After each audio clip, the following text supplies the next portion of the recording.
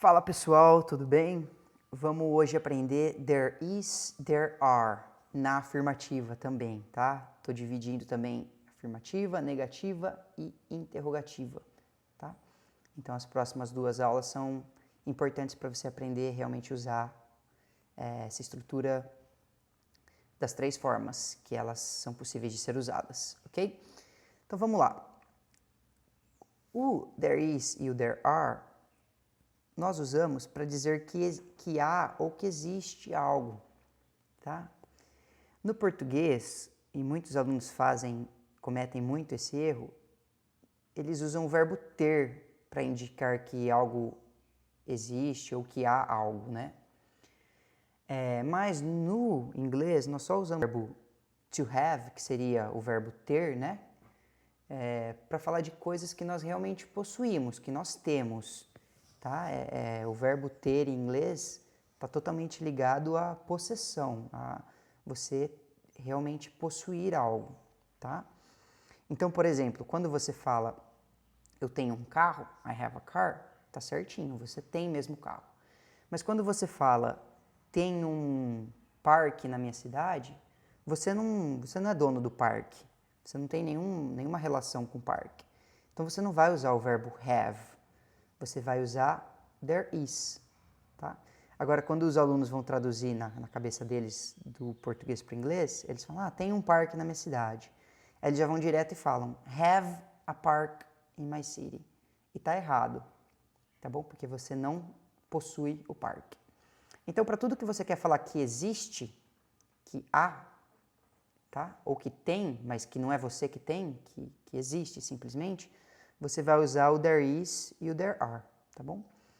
Qual que é a diferença de um e de outro? O there is a gente usa para o singular, quando tem, existe e há uma coisa só, tá? Agora, quando você quer dizer no plural, que tem, que existem ou que há mais que um, você usa o there are, tá bom? Então, aqui já está explicadinho, né? A gente vai para alguns exemplos aí para ficar um pouco mais claro. Então, olha só. There is a beautiful park in my city, tá?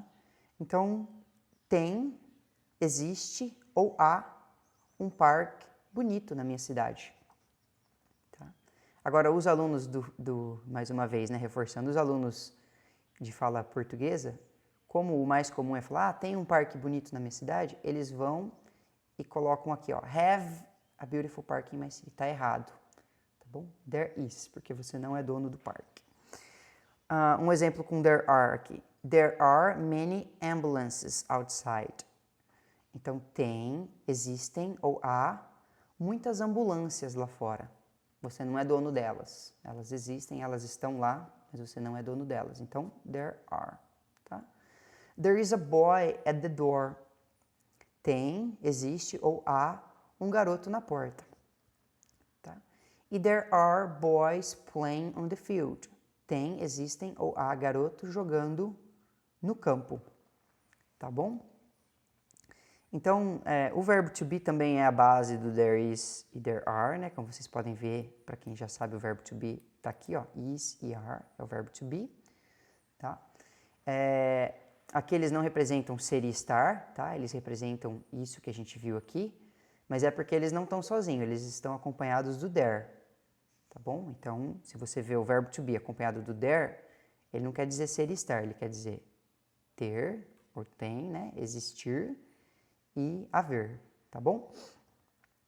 Então, se você ainda tem dúvida em relação ao verbo to be, assista às aulas 2 e 3, porque elas vão ser fundamental para você entender o there is e there are não só na afirmativa, mas também na negativa e na interrogativa, que são as duas próximas aulas. Valeu, pessoal, um abraço.